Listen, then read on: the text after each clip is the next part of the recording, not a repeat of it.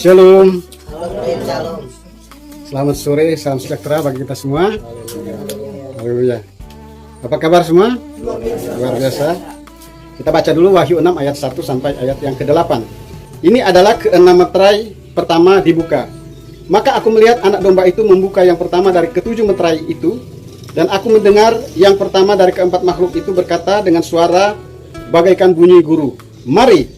Dan aku melihat sesungguhnya ada seekor kuda putih, dan orang yang menungganginya memegang sebuah panah, dan kepadanya dikaruniakan sebuah mahkota.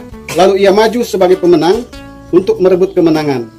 Nah saudara, ini adalah kesimpulan daripada apa yang dikatakan oleh Yesus di dalam Matius pasal 24 ayat yang ketiga tadi, dan seterusnya adalah merupakan kesimpulannya. Wahyu pasal yang ke-6 ini, ayat 1 dan seterusnya ini, adalah merupakan tanda-tanda kedatangan Yesua dan tanda-tanda kesudahan dunia. Saya ingin menyampaikan satu saja ya. Saya ingin menyampaikan ini tentang kuda putih ya. Matius pasal yang ke-24 ayat 3 sampai 14 ini diawali dengan penyesatan, tetapi ayat yang ke-14 malah diakhiri dengan Injil kerajaan ini akan diberitakan di seluruh dunia menjadi kesaksian bagi semua bangsa. Saudara, ini adalah satu kegerakan yang besar di akhir zaman, satu kebangunan rohani, satu lawatan Tuhan yang besar ya. Dan tentunya gerakan ini ya merupakan suatu gelombang besar seperti gelombang laut, seperti tsunami ya. Kalau terjadi tsunami biasanya di pinggir pantai itu air itu akan surut dulu ya. Tsunami itu gelombang yang pertama itu membawa banyak sekali sampah. Ketika air laut itu dia surut, dia menyeret banyak sekali sampah. Dan ketika gelombang pertama itu dia membawa banyak sekali sampah, hasil daripada sampah-sampah yang dia tarik ya, waktu dia air itu menjadi surut. Ada satu kegerakan besar nanti di akhir zaman.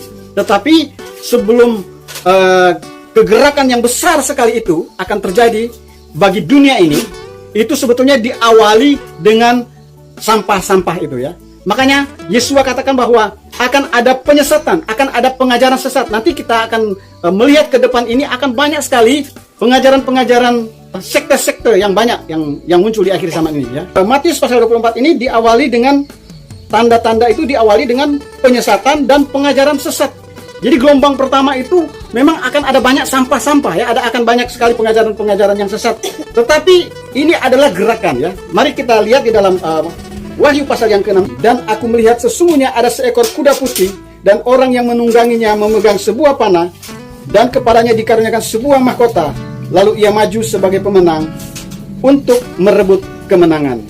Kuda putih ini tidak berbicara tentang hamba-hamba Tuhan yang melayani, yang menginjil, tidak berbicara tentang antikris, tetapi sesungguhnya kuda putih ini seperti halnya dengan kuda-kuda yang lain, kuda hitam, kuda merah menyala, kuda kuning hijau pucat ya. Keempat kuda ini berbicara tentang gerakan global atau gerakan internasional atau gerakan yang mendunia ya. Ini berbicara gerakan yang mendunia atau yang mengglobal. Karena kuda itu berbicara tentang tenaga penggerak ya. Satuan daripada tenaga penggerak itu diukur dengan kekuatan kuda. Ya, misalnya diesel itu ya. Kita seringkali dengar itu horsepower atau PK ya. Berapa PK ini ya? Kalau diesel kan kita tanya ini berapa PK? Ini berapa HP-nya, berapa horsepower-nya ya. Jadi tenaga diesel itu disamakan dengan tenaga kuda ya. Tarikan diesel itu sama dengan tarikan. Jadi ada satu kegerakan. Kuda putih dan kuda-kuda lainnya, kuda hitam, kuda merah menyala, kuda kuning hijau, semua ini berbicara tentang gerakan ya. Tetapi kalau saya mau sampaikan di sini, 4 gerakan ini akan sangat panjang. Saya mau sampaikan secara spesifik aja tentang kuda putih ya. Dia itu dikaruniai sebuah mahkota ya. Mahkota kepada siapa mahkota itu diberikan? Yaitu kepada pemenang ya. Sehingga dia disebut sang pemenang karena kemenangannya itu dia diberikan mahkota ya. Kemudian ada lagi babak berikutnya di mana dia akan maju berperang dan dia akan mendapatkan kemenangan ya. Dikatakan lalu ia maju sebagai pemenang untuk merebut kemenangan. Yang pertama, dia seorang juara, dia seorang pemenang. Jadi predikatnya itu sebagai seorang pemenang dari peperangan sebelumnya. Kemudian dia juga pada akhirnya, pada gerakan terakhir itu dia merebut kemenangan. Di dalam Matius pasal yang ke-24 ini, ayat yang ke-14 dikatakan bahwa Injil kerajaan ini akan diberitakan di seluruh dunia, barulah tiba kesudahannya. Kenapa tidak Injil keselamatan? Mari kita melihat bahwa ini sebetulnya Injil kerajaan ini adalah kelanjutan daripada Injil keselamatan.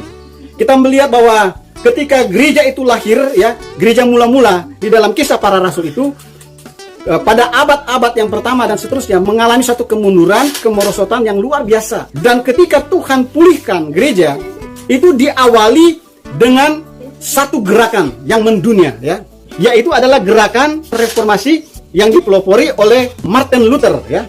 Gerakannya itu sudah mendunia, ya. Itulah awalnya lahirnya gerakan reformasi. Protestan itu lahir untuk pertama kalinya. Ini adalah kegerakan yang mendunia. Ketika gereja Protestan ini pada akhirnya kembali kepada pengajaran Katolik, ya, karena akhirnya mereka karena tidak tahan dengan aniaya, tidak tahan dengan penindasan, ya, mereka kembali mengakui ada beberapa hal yang mereka kembali mengakui pengajaran daripada gereja Katolik. Yang pertama adalah baptisan anak-anak, ya, kemudian pengakuan iman, ya, dan ada beberapa lain yang mereka sepakat dan setuju karena mereka tidak tahan dengan penganiayaan. Tetapi kebenaran kegerakan itu dia berjalan terus, ya. Orang-orang ingin membuat kebenaran itu menjadi monumen, tetapi kebenaran itu sesungguhnya adalah movement, ya. Firman Tuhan itu adalah hidup dan berkuasa. Karena firman Tuhan itu hidup dan berkuasa, maka dia itu bertumbuh dan berkembang, ya. Tetapi orang-orang ingin menjadikan sesuatu itu menjadi monumen. Inilah yang paling benar. Nah, tetapi Tuhan bergerak terus. Itu sebabnya lahirlah kegerakan yang berikutnya yang bernama Anabaptis, ya. Jadi setelah gerakan Protestan itu mengalami kemunduran, lahirlah Anabaptis. Anabaptis ini adalah gerakan yang memulihkan kembali kebenaran yang akhirnya disangkal oleh Protestan, ya. Karena Anabaptis itu artinya baptis kembali, ya. Dibaptiskan. Jadi pembaptisan selam itu dipulihkan kembali, ya, baptisan selam oleh Anabaptis. Tetapi gerakan Anabaptis ini juga merasa bahwa inilah yang paling benar. Sudah inilah gerakan yang terakhir yang paling benar. Karena aliran Anabaptis ini mengalami stagnan, ya, dia mengalami stagnasi, maka Tuhan lahirkan kembali gerakan yang baru. Gerakan berikutnya adalah muncul gerakan Holiness Movement yang diprakarsai oleh Wesley, ya. Kita melihat urut-urutannya. Orang benar hidup oleh iman. Orang benar juga harus mengalami pembaptisan yang benar. Dan mereka harus hidup di dalam kekudusan. Orang bukan saja hidup hanya karena iman, tapi mereka harus dibaptiskan dengan baptisan yang benar. Kemudian mereka harus hidup di dalam kebenaran. Hidup di dalam kekudusan maksudnya. Makanya lahirlah Holiness Movement itu yang dipelopori oleh John Wesley. Nah, tetapi metodis ini dan gerakan kekudusan lainnya itu juga membuat gerakan ini menjadi monumen. Tetapi Tuhan tetap bergerak terus. Dia maju terus untuk memulihkan gerejanya. Maka lahirlah satu gerakan yang luar biasa, yang spektakuler, ya, yaitu gerakan Pentakosta, ya. Inilah yang dinamakan dengan gerakan karismatik awal, ya. Kegerakan Pentakosta ini sebetulnya gerakan karismatik, di mana untuk pertama kali orang berbahasa lidah, untuk pertama kali orang mengalami penglihatan, mengalami nubuatan. Jadi 5 jawatan itu dipulihkan di dalam gereja, ya. Orang mulai berkarunia. Nah, makanya seringkali gerakan Pentakosta ini sebetulnya disebut dengan gerakan karismatik, ya, karena disinilah muncul pemulihan daripada karunia-karunia Tuhan di dalam gereja, ya. 5 jawatan itu dipulihkan sehingga disebut dengan gerakan karismatik. Tetapi gerakan ini dia tenggelam begitu dalam karena perang dunia pertama dan perang dunia kedua. Lama tidak terdengar, ya. Tetapi aktivitas gerakan Pentakosta ini tetap ada.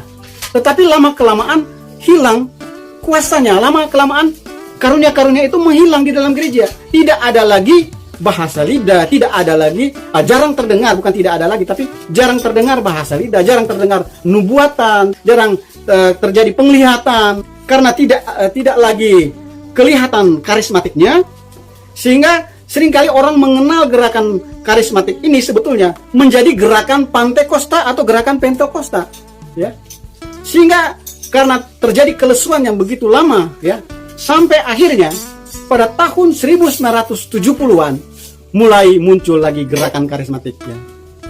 Itu sebenarnya tidak heran kalau gereja-gereja Pantekosta, ya, gerakan-gerakan gereja yang beraliran Pantekosta itu juga dengan bangganya hari ini menyebut diri mereka gereja-gereja karismatik.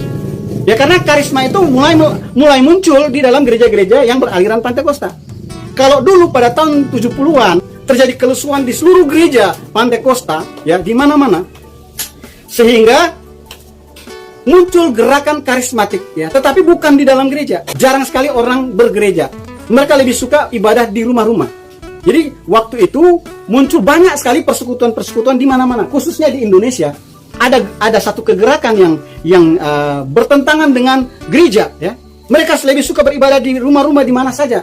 Karena kalau mereka beribadah di gereja, gereja itu menolak adanya praktek-praktek karismatik itu, praktek nubuatan, dianggap itu sesat, ya. Yang ngaku nabi disebut nabi palsu, yang menginjil disebut penginjil palsu, yang bernubuat disebut nubuatan palsu, berbahasa lidah disebut bahasa lidah palsu. Jadi orang-orang yang dipulihkan Tuhan tentang karisma ini tidak tahan bergereja, lalu mereka bikin persekutuan sendiri. Terjadi satu fenomena khususnya di Indonesia, di mana orang-orang lebih senang beribadah di rumah-rumah dan mempraktekkan karunia-karunia itu, ya, karena di gereja mengalami penolakan. Sehingga terjadi sesuatu yang luar biasa, di mana ada semacam kecemburuan gereja. Nah, gereja melihat ini satu fenomena atau satu gerakan yang tidak wajar. Gereja-gereja pada kosong. Lalu mereka memakai tangan pemerintah, ya, gereja-gereja yang ada memakai tangan pemerintah untuk menekan persekutuan-persekutuan yang ada di dalam rumah. Lalu akhirnya terjadilah di mana diharuskan bahwa orang-orang beribadah harus di gereja. Nah, sedangkan orang-orang yang persekutuan tadinya tidak mau di gereja. Akhirnya apa yang terjadi? Maka mereka membentuk gereja sendiri. Lahirlah gereja-gereja karismatik, ya. Gereja-gereja karismatik hari ini adalah hasil daripada persekutuan masa lalu. Tetapi gerakan karismatik ini bukan saja dia merambah kepada gereja-gereja karismatik baru, tetapi gerakan karismatik itu merambah ke seluruh gereja-gereja yang tadinya gereja gerakan Pantai Kosta lama. Jadi tidak peduli apakah dia gereja Pantai Kosta atau gereja karismatik, sekarang dilegalkan dan biasa saja kalau orang bernubuat di dalam gereja, kalau orang berbahasa roh dalam gereja, kalau orang mendapat penglihatan. Itu sesuatu yang biasa sekarang. Semua karisma itu muncul di dalam gereja. Tetapi pertanyaannya, kapan kuda putih itu dilepaskan? Yaitu ketika firman Tuhan katakan bahwa Injil kerajaan akan diberitakan di seluruh dunia. Gerakan Martin Luther sampai kepada gerakan Pantai Kosta lama itu adalah Injil keselamatan. Kalau kita melihat itu berita-berita tentang keselamatan, ya kan? Tetapi kalau Injil kerajaan itu adalah kelanjutan daripada Injil keselamatan, bahwa sesungguhnya bahwa ini menyangkut tentang akhir zaman, tentang pengangkatan, dan tentang 1000 tahun Yeshua HaMashiach berkerajaan. Sejak kapan kuda putih itu dilepaskan? Yaitu sejak adanya pelayanan udara, ya, pelayanan siaran lewat udara. Itulah awalnya kuda putih itu dilepaskan, ya. Itulah awalnya gerakan kuda putih itu, ya. Karena firman Tuhan katakan bahwa dia sudah mengalami kemenangan-kemenangan melalui tahun 1517 Martin Luther, ada gerakan Anabaptis, ada gerakan Metodis, ya, ada gerakan Pantai Kosta awal, ya, ada gerakan karismatik baru, ya. Ini semua berita-berita tentang Injil keselamatan. Ketika adanya televisi, ya, itu awal mulanya di mana Injil itu diberitakan melalui udara, ya, baik siaran radio maupun siaran televisi. Tidak ada masa, tidak ada waktu seperti hari ini, di mana berita Injil itu bukan saja melalui radio, tetapi juga melalui televisi, melalui internet, ya, melalui siaran YouTube, siaran TikTok, siaran melalui Instagram, melalui Twitter, melalui Facebook, dan banyak sekali fasilitas aplikasi lainnya yang sebagai pendukung untuk memberitakan berita Injil ini. Inilah yang disebut dengan Injil kerajaan ini, ya. Nah, saat itu kuda putih itu sudah dilepaskan. Pelayanan penginjilan itu hanya sebentar saja, ya. Hanya singkat saja sampai saatnya terjadi pengangkatan itu. Karena Injil kerajaan itu akan diberitakan di seluruh dunia, baru tiba kesudahannya, ya. Jadi ketika itu dilepaskan, kalau kita melihat bahwa pelayanan penginjilan hari ini, ya, seperti anak panah yang dilepaskan itu, ya, tidak ada lagi yang menghalang-halangi, tidak ada lagi yang membendung. Kalau dulu kalau kita mengadakan pelayanan itu di mana-mana, ya, kita dipersekusi, ya, di mana-mana, ya. Apalagi kita menginjil di tempat-tempat yang sedikit orang Kristennya, ya. Kita di tempat-tempat yang tidak ada orang Kristennya, itu sangat berat buat kita, ya. Menderitalah, ya, gitu, ya.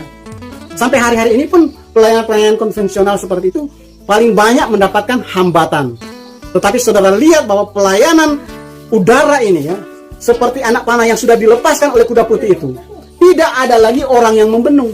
Karena dia itu senjata melalui udara ya, sehingga dia bisa menembus sampai ke belakang dinding sekalipun ya. Dia menembusi batas-batas keagamawian di balik tembok-tembok agama mereka, di balik tembok-tembok rumah ibadah ya. Itu akan sampai ke sana ya. Pelayanan anak panah itu akan merambah udara ya. Gelombang elektronik itu tidak bisa dibendung oleh tembok agama apapun, sekalipun itu bernama agama. Dia akan menembus dinding di balik daripada rumah-rumah ibadah apapun.